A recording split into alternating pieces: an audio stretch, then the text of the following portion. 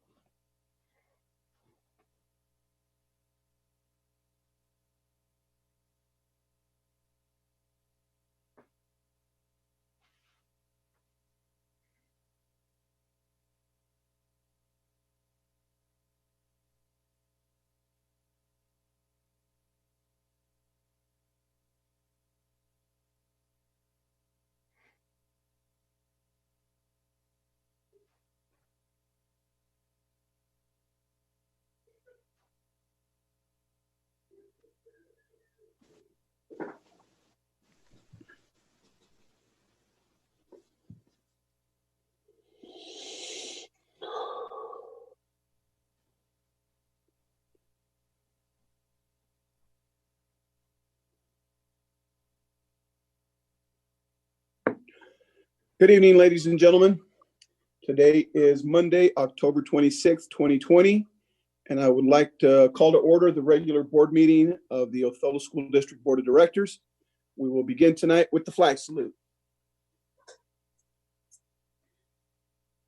I pledge allegiance to the flag of the United States of America and to the republic for which it stands, one nation, under God, indivisible, with liberty and justice for all.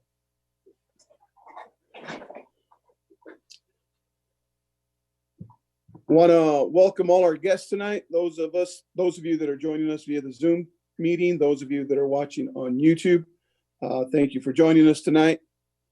Once again, please be patient with us if we come across any technical issues. Hopefully we don't. But thank you very much for being with us tonight. Moving on, I will entertain a motion for the approval of tonight's agenda. I will make that motion to approve the agenda. Okay, we have a motion made by Director Johnson. Can I get a second? I'll second. All right, seconded by Director Prowse. So there's been a motion to approve the agenda. Is there any further discussion? All in favor, aye. Aye. Any opposed? Motion carries 5-0. Talia, do we have any public comment tonight? None. All right. Moving on. Board member discussions. Legislative report, Director Stevenson. I just want to remind everyone to vote. It is due next Tuesday. And in fact, my neighbor came over today and told me he had his birthday last week and just turned 18. And he said that he registered today. There is still time if people are not registered, or if your ballot's lost or something along those lines.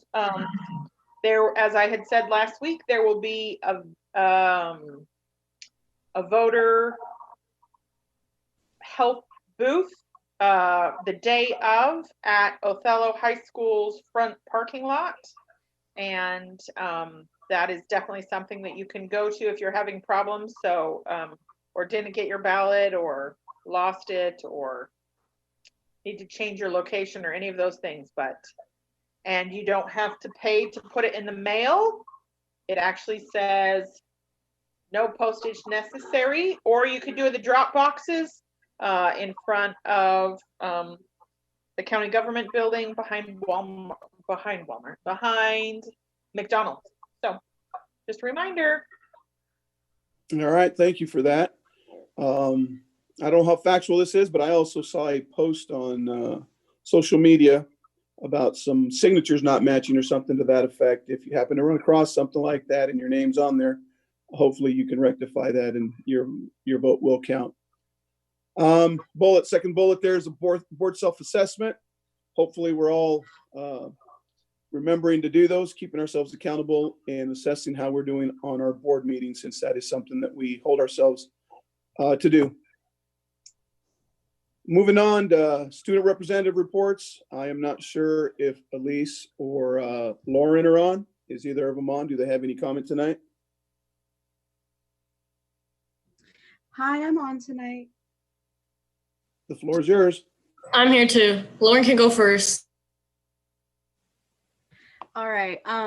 Just to follow up, last time that we had a meeting, I said that we were holding special elections, and the results are in. Cindy Mangana is our new assistant publicity manager, and I myself am the new ASB treasurer. We also filled class positions and a few extra just to help out with everything this year. I know that ASB has a lot planned this year, and we cannot wait to get started. We have a conference this weekend, Friday and Saturday, that we will attend virtually. And we will be partnering with Gear Up to help tutor students that are needing that extra help. Awesome. Thank you. Okay, I went ahead and got reports from the principals about what's going on in their schools, so I'm just going to read you guys those. So first of all, I'd just like to say for all the schools in general, everybody's getting ready for conferences that are on Monday, Tuesday, and Wednesday of next week. And so then individually the schools gave me reports. And so from DOHS, they administered the STAR reading and math test as well as the ASVAB test. And then in September, they recognized the student of the month. And they have held 3 question and answers for staff about the back to school plan. OHS says they're working on an A-B model for students to return to school in January. MMS just got done with Smile for Kyle Week, where they did dress-up days and random acts of kindness each day. Scootney's getting ready for K-3 to come back, and their sixth grade leadership has been spreading kindness. At Ludokaga, they're finalizing their K-3 plan to come back, and they created a bus safety video with their staff and some students. At Hiawatha, they're prepping for K-3 to come back.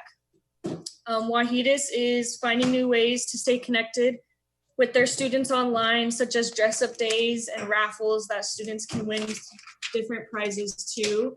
And then finally, at the preschool, they have got their own logo and their own mascot. They're in the process of getting their portables, and they've had really great participation from students and parents, with 88% participation on Zoom and 95% completing assignments each day. So that's the report I got from all the schools, and thank you.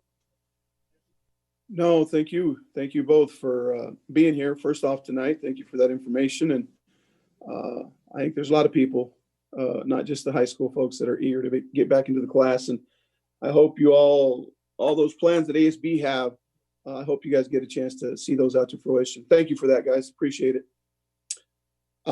Moving on to item C1, I will entertain a motion to approve required approvals.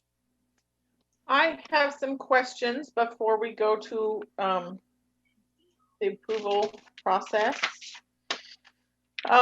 Let's start on accounts payable. Get out my little notebook. Allen Marsh Travel Center for $24,000. What is that? So Jen, this is Becky. And last year, the board approved the purchase of a used van for the maintenance department for delivery of supplies from school to school and just general department transportation.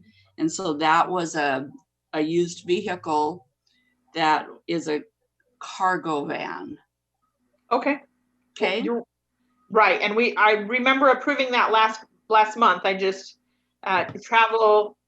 I was thinking by airplane then instead of flying. So I was like, that looks a little funny right now. Carolina Biology or Biological Supply for $30,000. So that's textbooks for all of the elementary schools for science. Okay. Okay. 25,000 for, I wrote CDW government. Yep. So CDW is a technology company that provides lots of services for technology. And this particular expenditure is, it's called Go Guardian.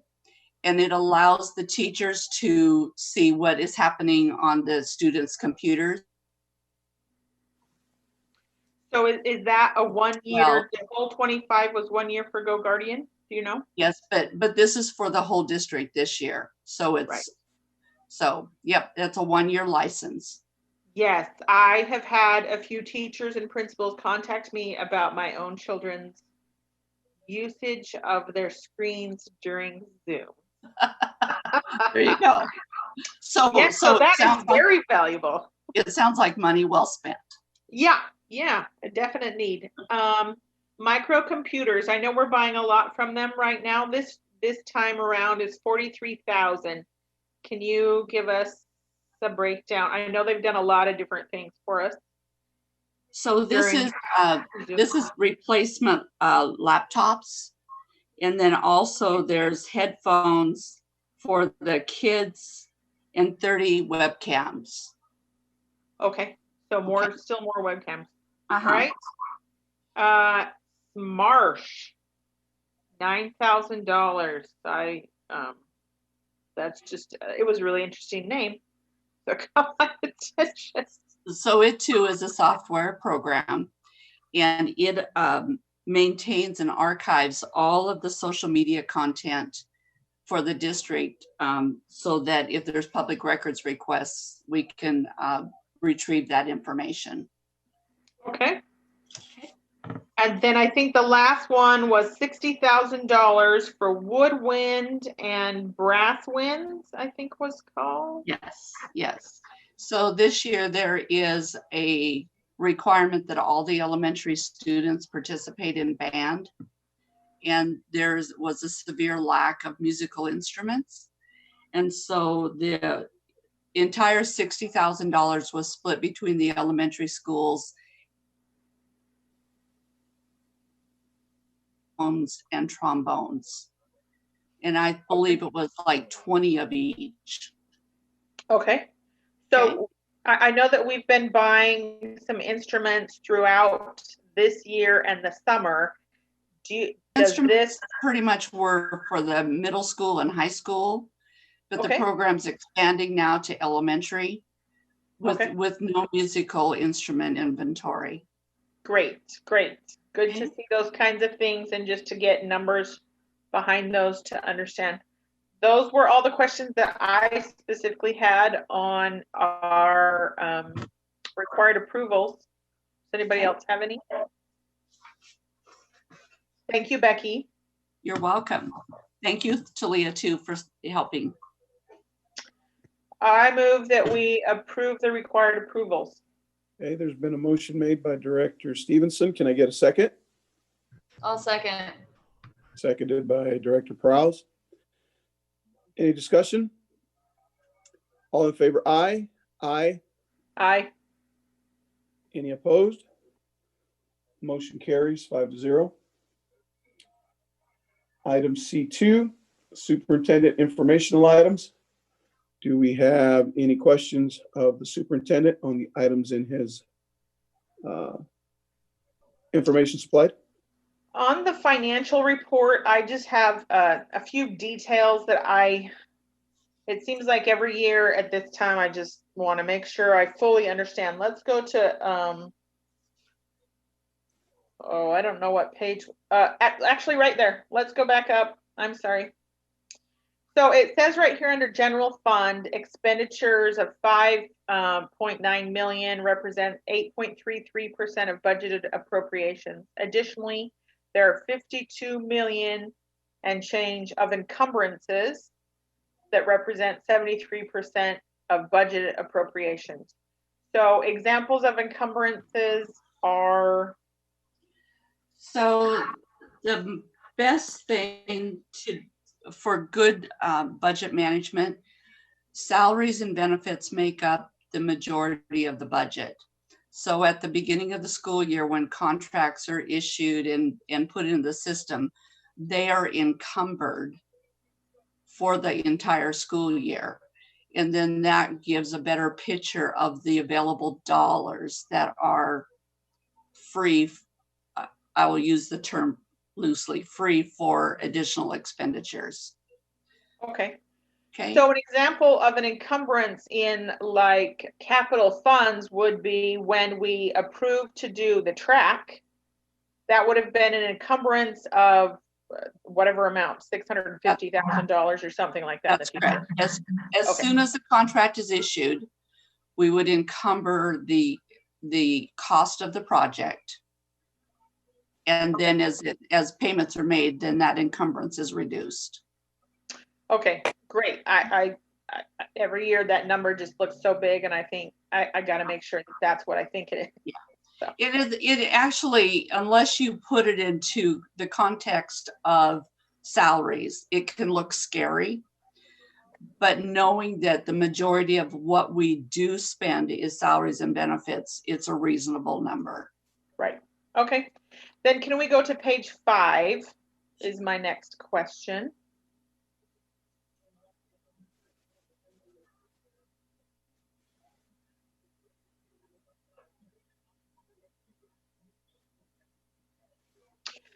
Okay, so we have the revenues and then we have the expenditures and then other financial uses, transactions. We knew about the 500,000 for going into capital budget or capital, whatever, to cover those expenses, but there's 4 million that's being transferred out of the annual budget. Can you? So in the annual budget process, there was an approval in 2019-20 to transfer $5 million to capital projects. That money, last year, there was $1 million transferred. And as these projects are moving forward, then it needed to be rebudgeted for the new fiscal year. So that was reduced by the $1 million that's already been transferred. And so now it's a $4 million. And we're only transferring it as needed. So So there's a couple things. Once you transfer it, it becomes a permanent transfer. If you were loaning money and we just moved the $4 million into capital, so we had cash flow, unless it was a loan, we can't transfer it back. So we only want to move it if and when we need it. Okay. Okay? Okay, that makes sense. Okay. Okay. Those were all the details that I wanted, just to make sure I understood these detailed spreadsheets. So thank you very much for clarifying that, and also to Amy for compiling that report. Okay. I will convey the message too. Thank you. I just got a really quick question for Dr. Hurst. As you know, next week, we're going to start bringing kids back into the classroom. Have you got an update for us how that is going? And if we're still on target for that? We have a positive update. All the school sites, the principals, the leaders, the teachers are ready. And we're expecting to have kids back, the K through 3 kids back by November 4th, which was our target. You also see that there was a board member that made a request for the number of students who are going to be in person and the number of students who are going to opt out. And you can see that across K through 3, we have a total of 1,324 students. And then when you look at the number of students that are opting out, it's about even per elementary school site. You can see it's 16 for Hiawatha, 14 for Scootney, 14 for Wahitas, and 16 for Lutakaga, for a total of 60 students who are opting out. We expect that those students will certainly be dealt with, and probably 1 teacher per grade level right now. So a total of 4 teachers will be doing the LMS or online with those students and checking in with those students. And then you can see the K through 3 students who are returning in person is really a high number. Out of that 1,324, we have 1,264. So I will share with the board that we are on target, and that's due to the hard work from our teachers, our staff members, and our principals. So they will be on board here on November the 4th. We're excited.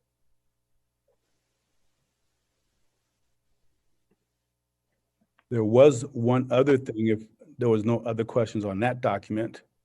I wanted to provide a clarification to the board on a policy that I brought forth. The policy was actually approved by the board of directors, but the procedure, there was a couple of components that I provided clarification through email to the board, but I wanted to just share that publicly. And we're going to bring up that document so the public can see that document. And that's, again, policy 3211. And if you could scroll down to where it says element C.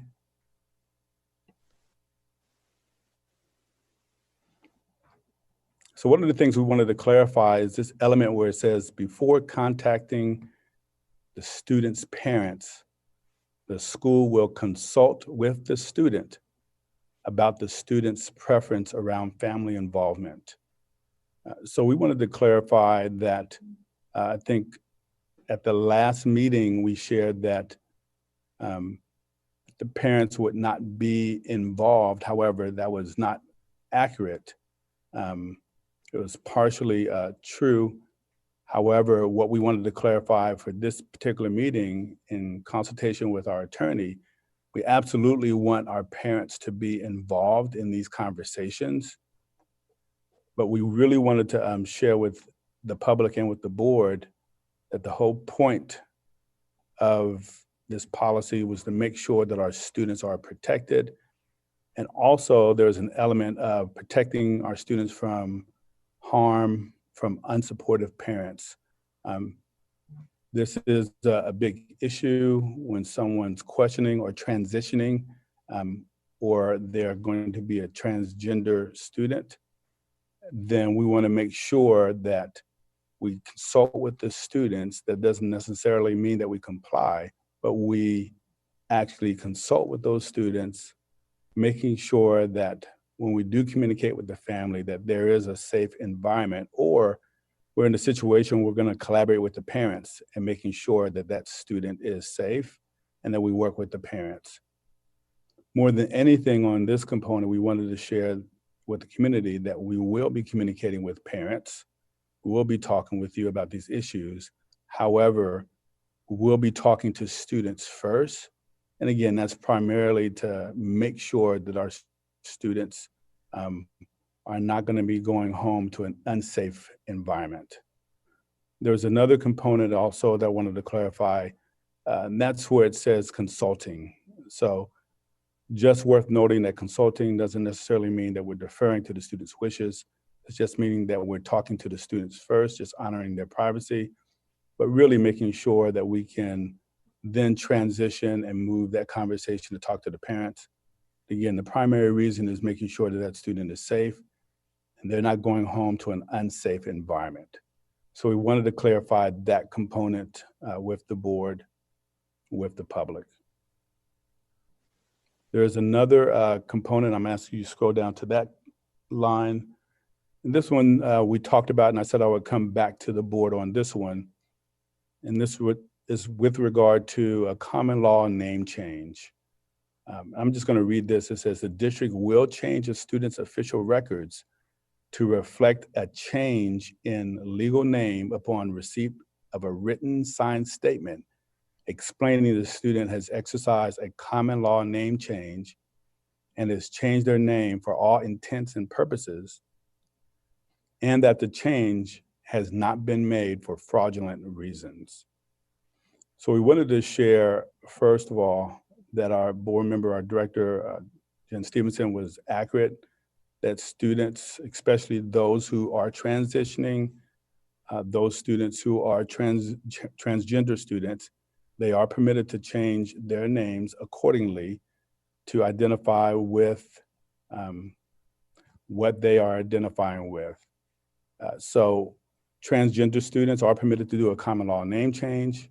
However, we want to remember that the district does not allow the students to change their name to something inappropriate or just haphazardly. So students who are listening to this, or even parents, this is not an open forum for students to just change their names. This is really for those students who are questioning or transitioning or transgender students. And it's really written into law as a rule to prevent discrimination, specifically against those groups of students. So that's why that is in there. What does that really mean for Othello School District? Well, first of all, again, to clarify, it's written in order to prevent discrimination, specifically against transgender or transitioning students. The name would need to be appropriate, and the district does have a right to enforce that. And then additionally, the district will not permit just any student to change their name for a singular purpose. In other words, for those parents or students who may be listening, you can't now go to a teacher and say, I just want to change my name. The district can weigh in and not permit that. Again, this was written to prevent discrimination and really for those students who are questioning and transitioning and those students who are transgender. So we wanted to clarify those 2 points for our board and for our public, and just to see if there's any questions on those 2 points. I don't have any questions, but thank you for clarifying both the common law name change that we had the question about last time and the other details about trying to involve the parents as much as possible. And probably for most cases, I think from what I'm understanding is for most cases, parents will be involved and informed. Absolutely. Very rarely will they not be unless the child claims that there is fear and harm to come to them if they. So thank you for those clarifications. Thank you, Jen. All right, any further questions from the superintendent? Thanks for that, Chris. Moving on to item D1, board response to monitoring reports. We Sorry, Mike, could we go back? I couldn't get myself unmuted. Of course, yes. Go ahead, Okay. Sharon. I just had a question. Could we get an update on the procedure of how we're going to do temperature checks when we go back to school for the K-3, please? Absolutely. I'm going to let Sandra, I believe Sandra's on the line here. I'll let you weigh on and not on that one, Sandra. Yeah, sure. Well, first off, we'll have the attestations that I think you all have heard about. So parents will have to attest to their students being healthy with no COVID-related symptoms before they get to school. But we did get a donation from CBHA where we were able to get thermometers. So they're touchless thermometers. And I believe they temp check in 1 to 2 seconds. So our students will be going through those thermometers. They are similar to an iPad. So we'll be having them in stations around the elementary schools. We have 11, and we're going to launch them at the elementaries to start. If they work well, then we'll see about increasing that inventory. Thank you.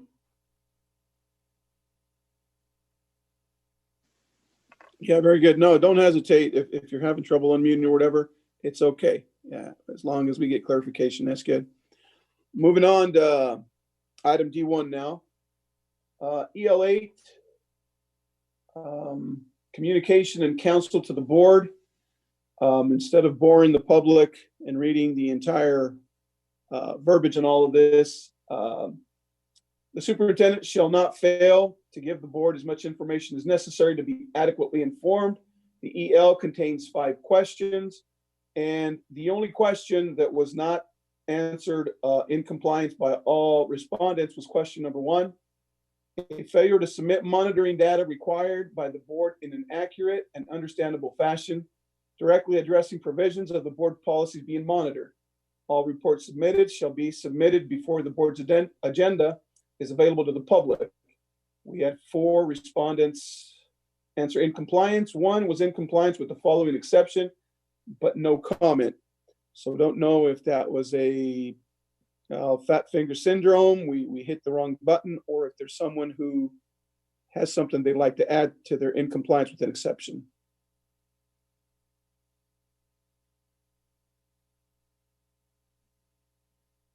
Okay, not seeing none. It will be marked in compliance. The other 5 questions, like I said, all the other questions were answered in the positive, everything being in compliance. EL9, also communication with the public.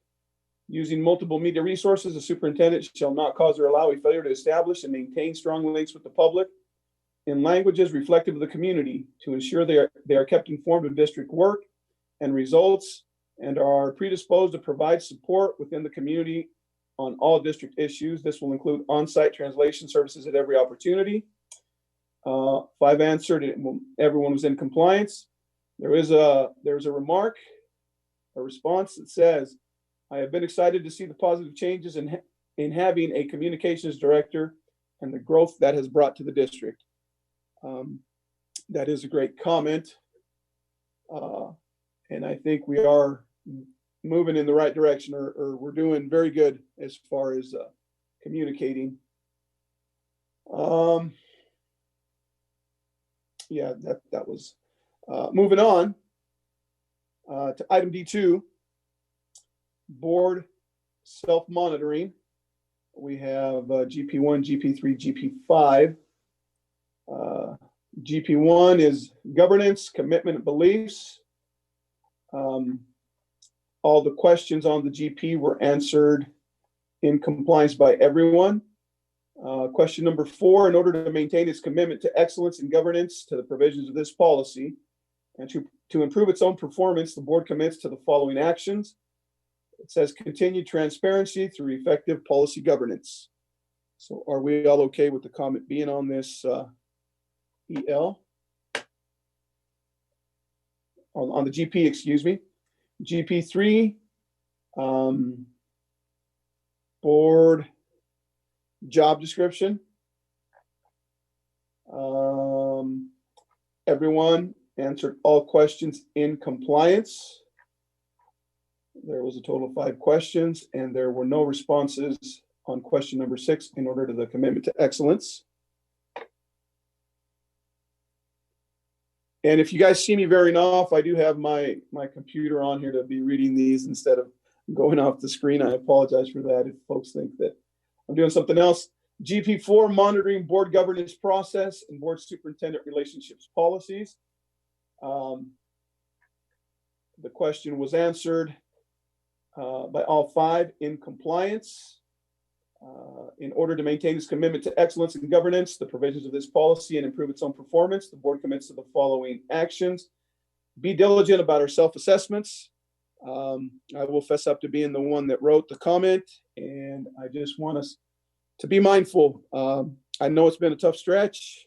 I know every meeting I like to encourage all of us by saying we're one day closer to not having to do our meetings this way. I strongly believe that. Every day that goes by, we're closer to being able to see each other or gather for these meetings. So let us continue being diligent and doing our board self-assessments.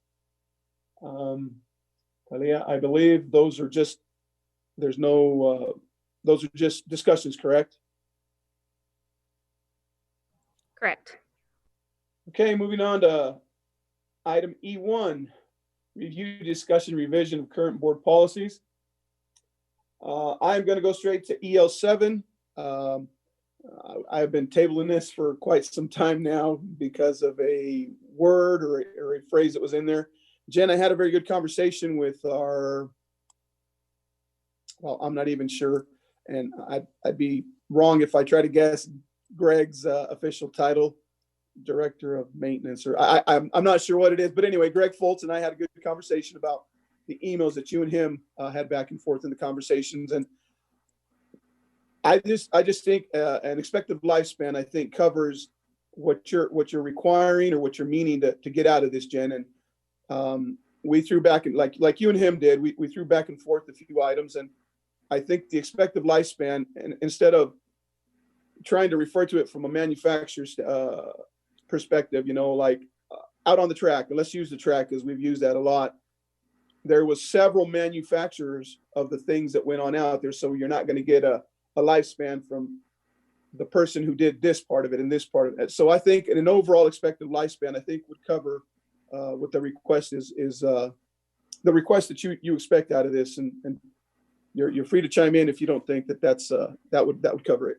I'm fine with expected lifespan. I just, the phrasing I had before was odd and clunky.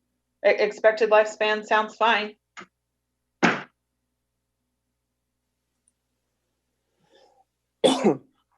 So on GP 7.1, go ahead, Ken, you were going to say something? I was just going to say the word fits much, much better. It looks really good on my point. Okay. Are all the corrections, I guess, that can be made to today made on 7.1 on the annual board agenda? And I know this is a moving document. I think that we decided for the annual board agenda just to kind of leave it here because the current OPMA extension from the executive order expires on November 9th. So Okay. why approve it now and then at the next meeting or the meeting after that to then rechange it again? Okay. So, very good. So do we need a motion, Talia, to approve the changes to GP7, EL7? we can't approve it today because you just changed it, but we could have it as the final reading next time if everybody else likes these changes. Before I ask Talia to have it on the next meeting with the revision as it's presented tonight, any further comments on EL7? Very good. Talia, if you can have that as a final reading for approval at the next board meeting, I would greatly appreciate it. Thank you, everyone. There is no need for an executive session tonight. Moving on to item G. I don't see any upcoming events. Ladies and gentlemen, let us hold ourselves accountable, like I've said, to do the Survey Monkey and assess our meeting tonight. Having said that, once again, Othello community, everyone listening, let's stay strong. Let's do what we can to beat this, what seems like forever ongoing situation we're in. Every day that goes by, we're one day closer to beating this thing. Let's do everything that's in our power for the sake of everyone. I know where it pertains to tonight, we're doing it for the sake of our kids, but at the end of the day, we're doing it for the sake of every human being involved that can be affected by this. So let's be cognizant of that. Let's do what we can. I appreciate everyone. Once again, thank you for being here tonight. And having said that, our business has concluded and this meeting is adjourned. Thank you, everyone.